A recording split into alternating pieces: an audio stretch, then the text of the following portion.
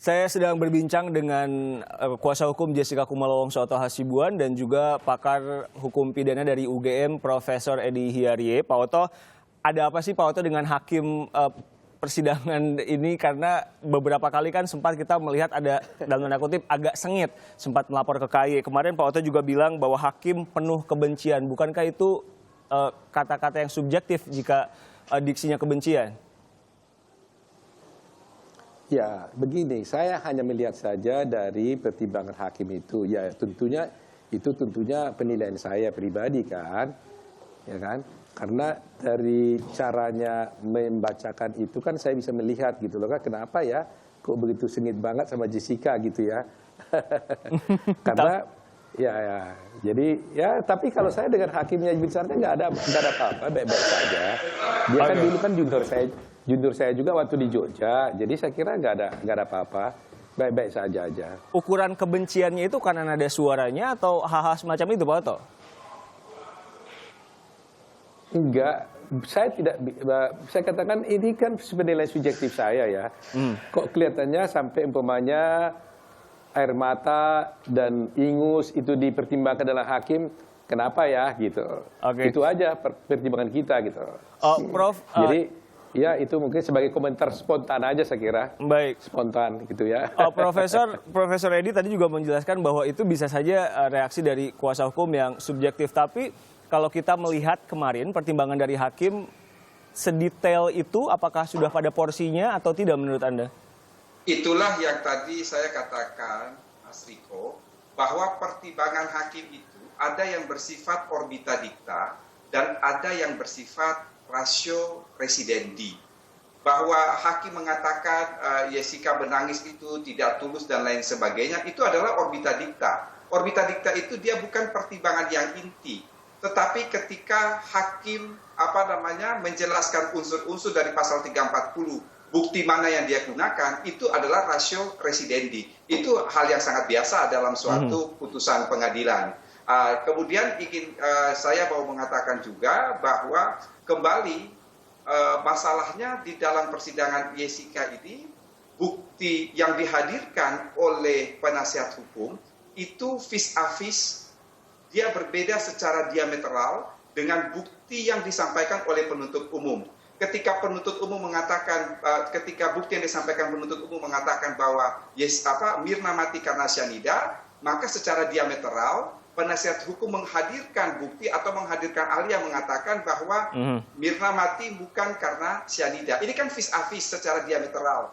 Sehingga di sini tentunya yang akan dipakai hakim sebagai pertimbangan adalah yang lebih meyakinkan hakim.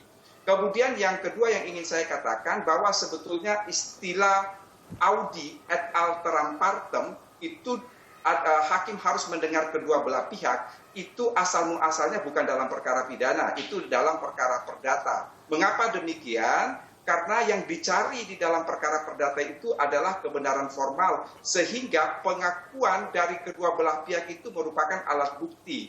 Dan ada hierarki alat bukti di dalam perdata. Ini berbeda dengan pidana. Pidana itu tidak menggunakan istilah para pihak. Yang ada adalah jaksa penuntut umum dan terdakwa. Dan di sini juga hakim tidak terikat secara mutlak terhadap satupun alat bukti. Karena di dalam hukum pidana itu, dia secara teoretik dia mengenal ada yang namanya free base, bukti bebas. Dan di situ hakim boleh memilih mana bukti yang meyakinkan dia yang kemudian itu dipakai sebagai pertimbangan. Pak Oto, tadi ada pertanyaan yang belum sempat Anda jawab. Anda sempat kemarin bilang masih ada ronde kedua, ada penuh harapan.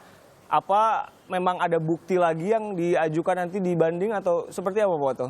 Apa yang membuat Anda yakin? Enggak, begini.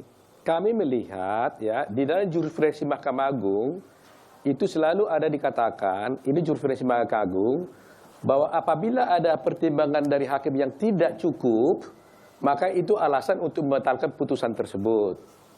Ya, itu jurisprudensi Mahkamah Agung itu. Jadi di sini tadi saya tidak sependapat dengan Mas Edi yang mengatakan keyakinan hakim. Keyakinan hakim itu betul, hakim mempunyai didasarkan pada keyakinan hakim. Tetapi keyakinan hakim itu kan hanya timbul dari dua alat bukti yang sah. Nggak boleh dia timbul dari alat bukti yang tidak sah. Nah, alat bukti yang sah itu disebutkan dalam 184 itu adalah ada 5 itu. Jadi hakim tidak boleh timbul keyakinannya dia apabila tidak berasal dari setidak-tidaknya minimum pembuktian 2 alat bukti yang sah gitu loh.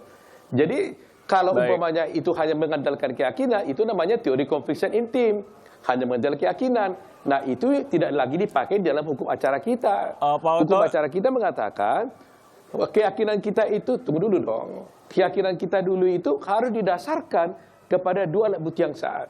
Jadi inilah nanti alasan kita juga nanti untuk banding. Karena apa? Karena hakim tidak melakukan pertimbangan yang cukup.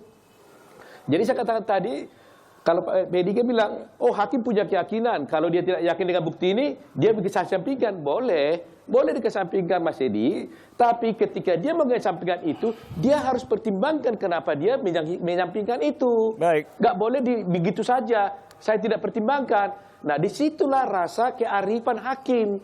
Bijak, adil, dan bijaksana. Pak Oto, bijak, Jadi, kalau adil, ada dan bukti bijaksana yang itu nanti tentu akan diabaikan begitu saja Pak Oto, tanpa pertimbangan, ya itu tidak akan adil namanya. Pak gitu Oto loh. bisa mendengar suara Jadi saya. nggak boleh menang-menangan gitu loh hakimnya. Tentu ini akan menjadi bahasan yang menarik jika waktunya lebih panjang. Tentu kita juga akan menunggu ronde berikutnya kalau Anda mengatakannya seperti itu. Pak Oto Hasibuan, terima kasih. Profesor Edi Hiraye juga terima kasih telah bergabung bersama kami di Kompas.